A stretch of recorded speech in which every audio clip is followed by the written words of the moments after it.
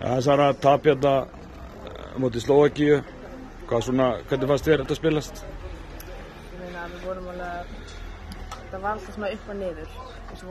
Þær voru yfir allan leikinn, við samt náðum alltaf fyrst að vinna 3 stigum, 5 stigum, svo vorum alltaf að ná þeim, svo bara datt þetta alltaf niður og bara vörnum. Já. Það er erfitt að elta svona alla leikinn. En hérna, þeir eru búin að skjóta mjög illa á þessu móti. Þeir eru að hitta bara mjög illa.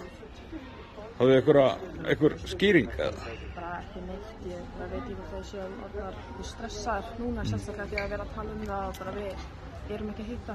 En við erum ekki að skotna þetta bara næsta leikar, þetta fyrir hann. Já. Nú mætið hérna, já við veitum ekki hvort við mætum. Írlandi eða Búrkina. Já, kemur ljósa eftir. Og það er bara, ekki bara að klára síðasta leik með sigri.